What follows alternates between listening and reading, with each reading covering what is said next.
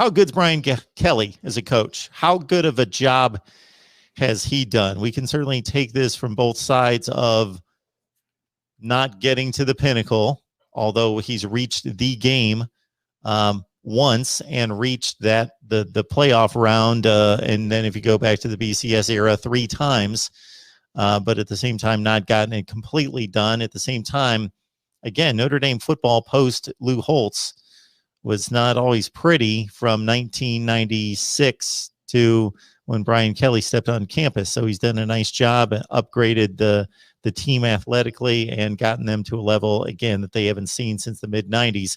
So just your assessment of Brian Kelly's job at Notre Dame.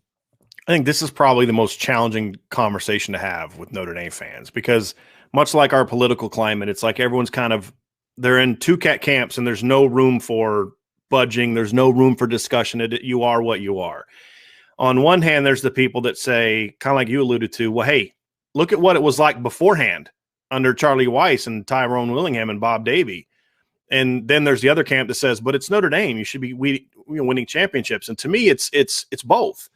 Brian Kelly inherited a situation where Notre Dame hadn't been irrelevant on the field in a very long time. Even the 05-06 teams at Notre Dame, those are some great teams, but the biggest moment Notre Dame had in those 2 years was almost beating USC. It wasn't for an actual win. And so it just, you look at the program and you say, you look at what Brian Kelly has done. Now, it took him some time to get going because he had that 12-0 season in 2012, and they had the 10-2 campaign in 2015, but that was surrounded by a lot of 8 and 5s. And then, of course, you have the 4-8 season in 2016. And since then, we've seen Notre Dame make the changes they need to make within the program to become a much more consistent program. And when you've coached 11 years and you've been in the pinnacle, like you said, 3 times, you've done a great job. And Brian Kelly's done a lot of great things at Notre Dame, and to the point where last year 2019, I was disappointed with Notre Dame's season. They went 11-2, but their only win over a ranked opponent was Navy. That to me was a disappointing season. And then you lost to Michigan in embarrassing fashion. You had a chance to beat Georgia. You get the ball at midfield with 2 minutes left, and you can't even get a first down, and you lose games like that, and it's disappointing. But it's like 15 years ago, 11-2 would have got him a giant pay raise. We would have been celebrating. No one would have been talking about, well, the schedule was this. Notre Dame fans would have embraced that and lived that up. And so now we're talking about the program has completely changed. The standard has changed, and Brian Kelly has done that to where now it's like, dude, when are you going to win a title?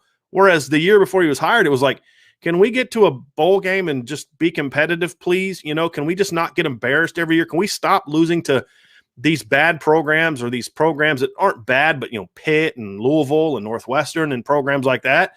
Brian Kelly doesn't lose those games anymore. In the last 4 years, Brian Kelly has not lost a single game, not one game, to a team that finished outside the top 25.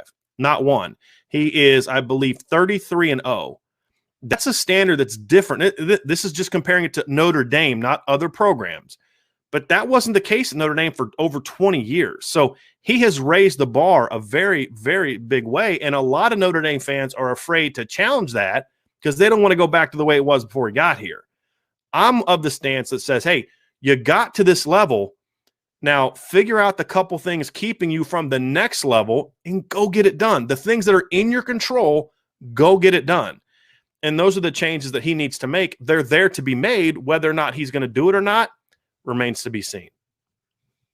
Who is the group of 5 that beat Notre Dame? I don't know if that was under Kelly. I'm losing track of years. Was it Tulsa? Tulsa in 2010, yeah. And they also lost to Navy in 2010. And then in 2011, they lost to South Florida in the first game. Skip Holtz was the head coach. Remember that? Lost to a bad Syracuse team around that time. That was before. That was Charlie's. That was 2008. That was the game where the students were throwing snowballs at the team.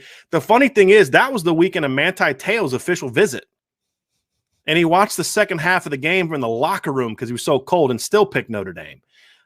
So that's certainly an interesting one. But they in 2014, Notre Dame was 7-1. They were ranked in the top 10. Almost beat Florida State, the defending national champions. And then the wheels came off. They lost to Louisville at home that year. They had like Reggie Bonifant at quarterback, who was a freshman who eventually moved to receiver. They lost to Northwestern that year, who I think went 4-8, had a terrible offense. And I don't think Northwestern had scored like over 20-some points all year, and they scored like 40 on a Brian Van Gorder defense, which just shows you how bad Brian Van Gorder was as a defensive coordinator.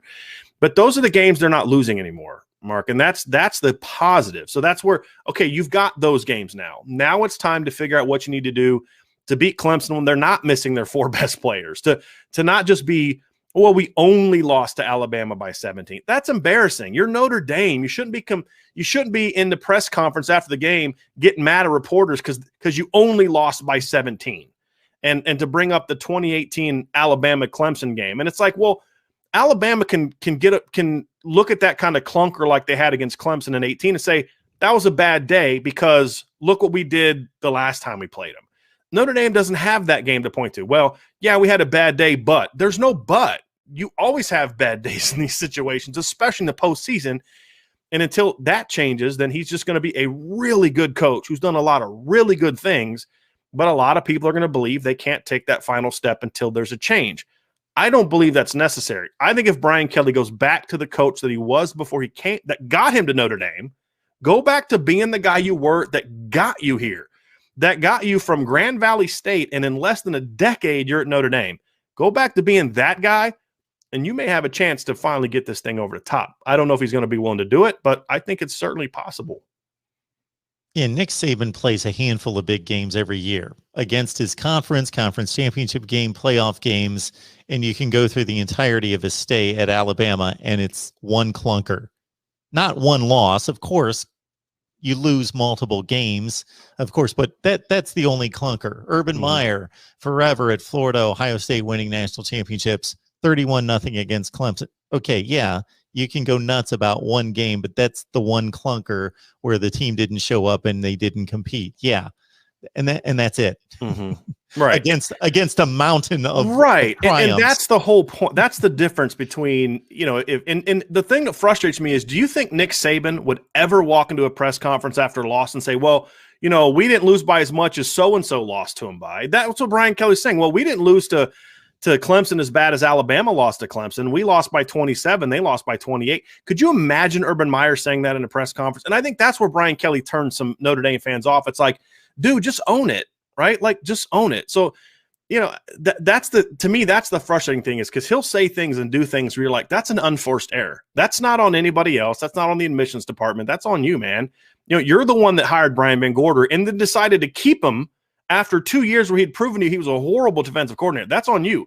You're the one that wasted an offense that had 2015, Notre Dame had 4 offensive linemen that got drafted in either the first or second round. 3 of them were top 10 picks: Quentin Nelson, Mike McGlinchey, Ronnie Stanley. They had Will Fuller at receiver.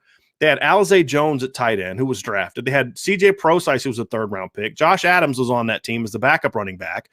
They had Deshaun Kaiser at quarterback, who was a second-round pick. And you still went 0-3 against the good teams you played because your defense stunk. You scored a touchdown against Clemson with against Stanford with 30 seconds left and lost.